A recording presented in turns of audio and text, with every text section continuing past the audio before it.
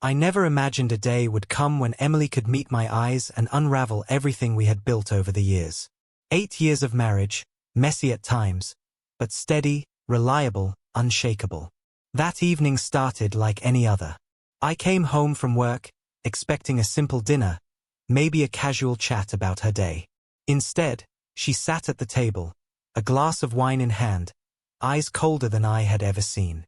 Then she spoke deliberate and calm, her words slicing deeper than I could have anticipated.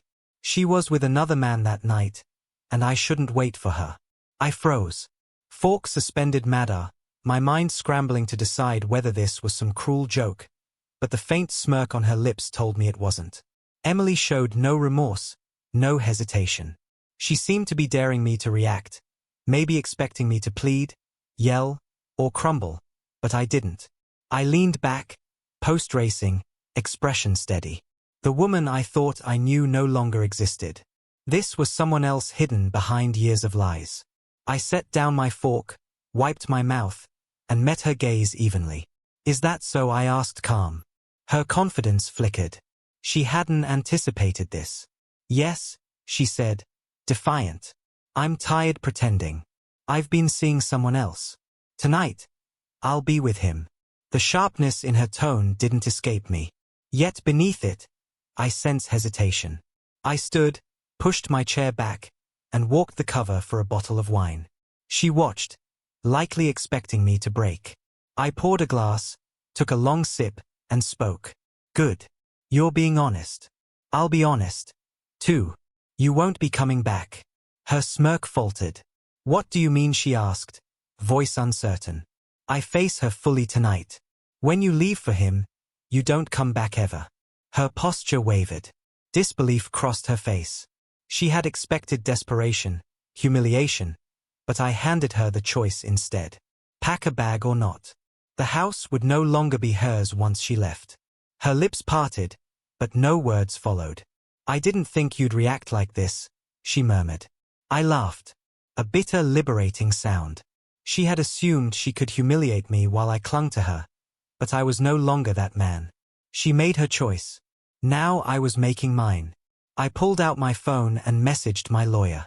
The divorce papers would be ready by morning. "By the way," I added, "everything here is my name. Don't think you're taking half." Her face went pale. Panic crept in. "Wait, we don't have to do this," she stammered, voice trembling, as if maybe I hadn't meant it. I shook my head. "You looked me in the eye and told me you were with someone else. That wasn't a slip. That's who you are." Her excuses crumbled under the weight of her confession. I didn't shout. I didn't plead. I poured another glass of wine and sat, letting her face a reality that she no longer had control. She fidgeted, searching for words. I cut her off. "Go. You wanted him. You have him. But don't think you can come back into this life again." Emily left that night, the door slamming behind her. In the silence, I finished my wine, calm in a way I hadn't felt in years. I wasn't broken. I was free.